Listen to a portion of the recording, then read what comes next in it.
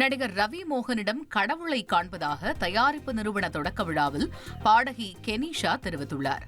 சென்னை நந்தம்பாக்கத்தில் நடிகர் ரவி மோகனின் தயாரிப்பு நிறுவன தொடக்க விழா நடைபெற்றது.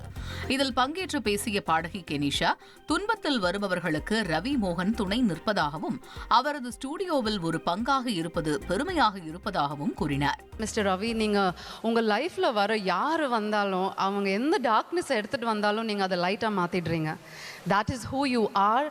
And இந்த ஜேர்னியில் நீங்கள் ஃபன் ஃபேக்ட் எல்லாருக்குமே இங்கே என்னோட ஃபோனில் இப்போ கூட ஒரு 7 full scripts இருக்குது. Full scripts of 7 different movies, from direction to screenplay to who he's casting to the dialogues to everything. That's how talented you are, and I can't wait for the world to see. கொஞ்ச நாள் முன்னாடி ஒரு வார்த்தை கற்றுக் கொடுத்தாங்க, பேராசை. எனக்கு ஒரு பெரிய பேராசை இருக்குது.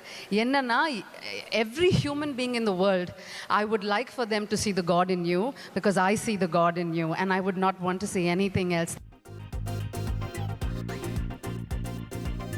நான் நடிக்கிற படங்களை விட நான் தயாரிக்கும் படங்கள் தான் எனக்கு ரொம்ப பிடிக்கும். ஏனென்றால் அதில் எனக்கு சுதந்திரம் கிடைக்கும் என்று நடிகர் சிவகார்த்திகேயன் தெரிவித்துள்ளார். நடிகர் ரவி மோகனின் தயாரிப்பு நிறுவன தொடக்க விழாவில் பேசிய அவர், பராசக்தி படம் மூலம்தான் ரவி மோகனுடன் நிறைய பழக வாய்ப்பு கிடைத்தது என்று கூறினார்.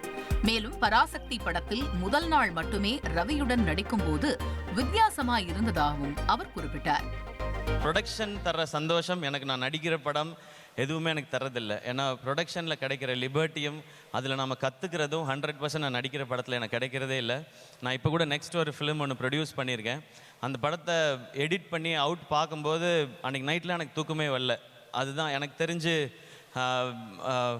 ஒரு அம்மாவுக்கு இருக்கிற ஃபீல் கிட்டத்தட்ட அது ப்ரொடியூஸ் பண்ணி ஒரு ப்ராடக்டை நல்ல ப்ராடக்டை எடுத்து பார்க்கும்பொழுது அந்த ஃபீல் அது டெஃபினட்டாக இருக்குது. அது நிறைய பேர் சொல்லி கேட்டிருக்கேன், அதை நான் அனுபவிச்சதுனால சொல்கிறேன். ப்ரொடக்ஷன் சூப்பர், அதை இன்னும் நிறையா பண்ணணும். இங்கே எல்லாம் பயமுறுத்தி வச்சுருக்குறாங்க. ரவி சார், உங்களுக்கு முன்னாடி நான் ப்ரொடக்ஷன் ஆரம்பித்ததுனால அதில் மட்டும் நான் கொஞ்சம் சீனியர். நீங்கள் எனிதிங் என்ன நீங்கள் கேட்கலாம், என்னுடைய அனுபவங்களே நீங்கள் பகிர்ந்துக்கலாம். உங்கள்கிட்ட இருக்க மற்ற அனுபவத்தை நான் பகிர்ந்துக்கிறேன் சார். இந்த ஷோ நடக்குதுன்னா முழுக்க காரணம் அவங்க மட்டும்தான். உங்கள் எல்லாருக்குமே அவங்கள தெரியும். கெனிஷா மட்டும்தான். She put this whole show up for me. எனக்கு யாரும் அப்படி பண்ணதே கிடையாது. இவ்வளோ பேர் வருவாங்கன்னு எனக்கு தெரியாது. ஒரு மனுஷனுக்கு ஒரு இடத்துல ஸ்டக் ஆகிட்டான்னா எங்கேருந்தாவது கடவுள் அவங்களுக்கு ஒரு விஷயத்தை அனுப்புவார். அது காசாக இருக்கலாம், பொருளாக இருக்கலாம், வாகனமாக இருக்கலாம், எது வேணாவா இருக்கலாம். அந்த மாதிரி எனக்கு ஒரு கிஃப்ட், கடவுள் கொடுத்த ஒரு கிஃப்ட். அவங்க என்ன நான் யாருன்னு உணர வச்சது அவங்க தான் எனக்கு. அப்படி அவங்க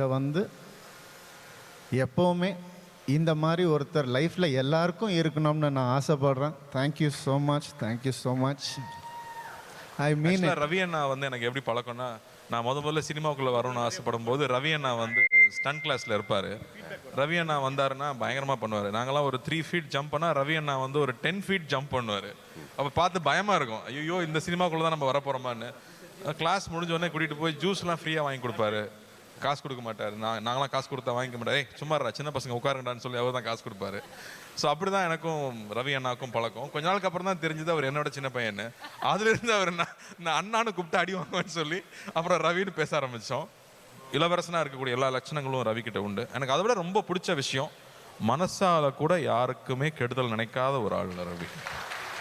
அவனால் நினைக்க முடியாது. He is not mad like that. அதனால் I am so proud of him. And இன்றைக்கி அவன் வந்திருக்கிற தூரமாகட்டும், நாங்கள் 2 பேர் உட்காந்து பேசும்போது எனக்கு ஒரு ஃபுல் நரேஷனே கொடுத்தாரு. அவர் ஒரு டின்னர் டேபிளில் அவர் டைரக்ட் பண்ணி அவர் நடித்து நாங்கள் 2 பேர் நடிக்கிறதுக்கு ஒரு கதை முதல்ல பேசிட்டோம், ஆல்ரெடி பேசியிருக்கோம். So I was very surprise. Ravi comedy பண்ணிகிட்டே இருப்பான். ஆனால் ரவியோட இன்னொரு சைடு நமக்கு யாருக்கும் தெரியாது. நான் சொல்லிட்டே இருப்பேன், ஜிம் கேரி அளவுக்கு ஒரு சைடு ரவி இருக்குது. இன்னும் ராஜாண்ணா கூட அதை ஸ்க்ரீனில் காமிக்கல. ஐ திங்க் அது இப்போ நம்ம யோகி பாபு பண்ணுற படத்தில் அது எல்லாத்தையும் நம்ம பார்ப்போம் நான் நினைக்கிறேன். அவர் என்னெல்லாம் வெளியில் காட்டலையோ அது எல்லாத்தையும் யோகி பாபு மூலமாக நம்ம காட்டுவார்னு நான் நம்புகிறேன். சினிமா உலகை ஃப்ரேம் பை ஃப்ரேம் படம் பிடித்து காட்டும் தந்தி சினிமா சேனலை இப்போவே சப்ஸ்கிரைப் பண்ணுங்க.